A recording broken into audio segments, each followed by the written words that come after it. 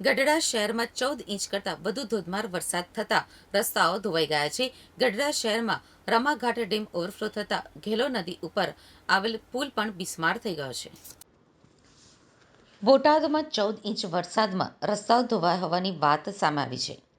ભારે વરસાદમાં ગઢડામાં રમાઘાટ dam overflow થયો છે અને ડેમ ઓવરફ્લો થતાં ઘેલો નદી પરનો પુલ બિસ્માર થયો છે.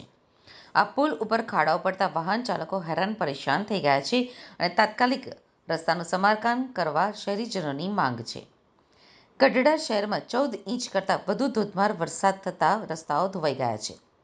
ગઢડા શહેરના રમાઘાટ ડેમ ઓવરફ્લો થયો છે તો પુલ પરથી ભડલીના ઝાંપે, સામાકાંઠા, ઢસા તેમજ બંને મંદિરે જવાનો જે રસ્તો છે તે તાત્કાલિક પુલના રસ્તાનું સમારકામ કરવા શહેરીજનોની માંગ છે.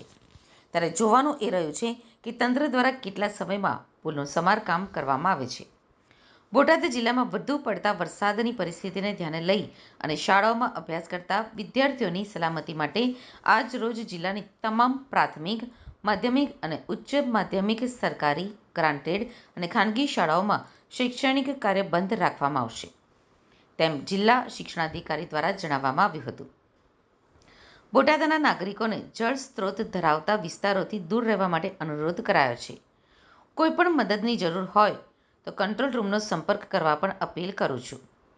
તંત્ર દ્વારા ભારે વરસાદ વચ્ચે આપાતકાલીન પરિસ્થિતિમાં જિલ્લા કંટ્રોલ રૂમ નંબર 0284927130 અને બીજો નંબર છે 028492713041 ઉપર સંપર્ક કરી શકાય છે.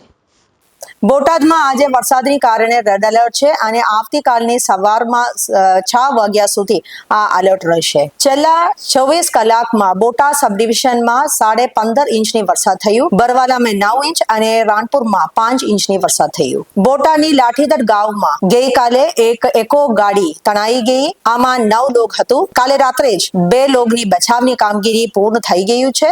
અત્યાર સુધી 2 ડેડ બોડી પણ રિટ્રીવ કરવામાં આવ્યું છે. બાકી લોકોની બચાવ की कामगीरी અત્યારે લોકલ ટીમ્સ દ્વારા સ્થળ ઉપર ચાલુ છે. એનડીઆરએફ ની ટીમને પણ હું રિક્વેસ્ટ કરી દીધું છે અને આ ટીમ પણ ટૂંક સમયમાં રેસ્ક્યુની કામગીરીમાં જોડશે. ગદરાની પીપરિયા ગામમાં 10 થી 12 લોક ખેતરની વિસ્તારમાં ફસાઈ ગયું છે અને લોકલ ટીમ્સ દ્વારા એમને પણ બચાવની કામગીરી ચાલુ છે. પ્રિકોશનરી મેશર્સની ભાગરૂપે બરવાલા તાલુકામાં કઈ વિસ્તારમાં ડેમની સપાટી વધી ગયું છે અને ઓવરફ્લોની સંભાવનાને કારણે 40 લોકોને સ્થળાંતર કરવામાં પણ આવ્યું છે અને લોકલ જો શાળાઓ છે એમાં જ્યાં સ્થળાંતર કર્યું છે આમાં રહેવાની અને ખાને કા વ્યવસ્થા કરવામાં આવ્યું છે. અફવા ફેલાવવાથી દૂર રહેવા માટે હું બોટાદ નિવાસીઓથી અનુરોધ કરું છું અને કોઈ પણ પ્રશ્ન હોય અને ક્વેરીઝ હોય તો સતત કંટ્રોલ રૂમથી સંપર્ક રાખવાને પણ હું વિનંતી કરું છું.